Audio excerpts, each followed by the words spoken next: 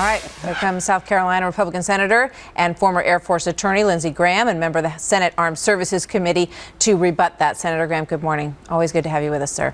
Good morning. I admire the judge greatly, but I've been a military lawyer for 33 years, and there is no constitutional right for an American citizen to join enemy forces and commit war against your own nation. It's just not what I think. There are two cases right on point. In re Curran is a 1942 decision where an American citizen joined the Nazi forces who landed on Long Island. They were saboteurs helped by an American citizen.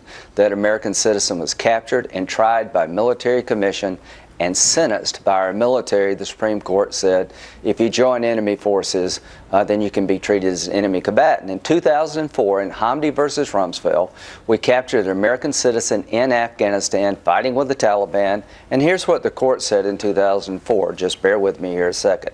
The court held that if a citizen decides to associate itself with the enemy engaged in armed conflict against the United States, there is no bar to holding them as an enemy combatant. So I've been doing this for 33 years. To any American citizen out there, if you're thinking of joining Al-Qaeda or ISIL or any other radical Islamic group to commit war or jihad against the United States, you can be killed on the battlefield like Anwar al-Awlaki was, an American citizen fighting with Al-Qaeda in Yemen. And if you're captured, you can be held as an enemy combatant. This administration won't do that because this administration is fighting a crime.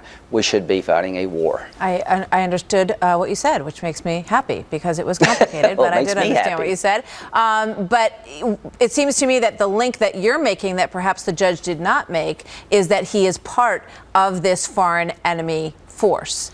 You have to be. It's a very, well, number one, here's the way it works. If there's evidence to suggest that the person in question may be an enemy combatant, you can hold them for 30 days. Then after a 30-day period, you have to take them to a federal judge and prove by a preponderance of the evidence, more likely than not, that the person qualifies under a very narrow statutory definition of enemy combatant. It's on the books. I wrote the law. To become an enemy combatant is a very narrow definition, and the government has to prove to a federal judge you're in fact an enemy combatant. If you are an enemy combatant, they can hold you indefinitely and gather intelligence, keep you off the battlefield, and find out what you know about the potential next attack. That's the difference between the law of war and fighting a crime. It's very compelling, and you know, and it's the law. It's the law, and nobody thinks that that's what's going to happen in this case, unfortunately. It ain't going to happen. But this is the weakest, most ineffective administration in fighting radical Islam. Donald Trump is right. It's hard to fight something if you won't define what it is. So these people have turned the war into a crime. We're losing a lot of intelligence, and another 9/11 is coming because of this incompetence. We all hope you're wrong about that, but you may be right. I hope I am wrong Let's too. just squeeze in one more thought, because I do want to get your thoughts on this Saudi Arabia vote, where both houses said that these people who had been wronged, their families have been robbed of their loved ones by, they believe, Saudi Arabia, should have the right to sue the country. There's huge pushback on this from very big names in a letter that was written today. You say they're all wrong. Why? Well, here's what I don't want to do. I don't want to make it either or. You're either for the families or against Saudi Arabia. I supported a change in the statute that allows individuals to sue a nation state who've committed a tortious act against them.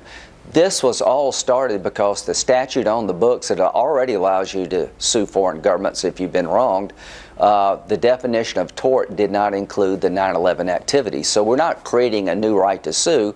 We're defining a tort in terms of 9/11. Having said that, Saudi Arabia feels like America has abandoned her. They feel like Obama is more for the Iranians than they are for them, and that the whole Mideast is going up in flames. So I'm trying to find a way to allow the 9/11 families to get justice in court without destroying a relationship with Saudi Arabia that we desperately need.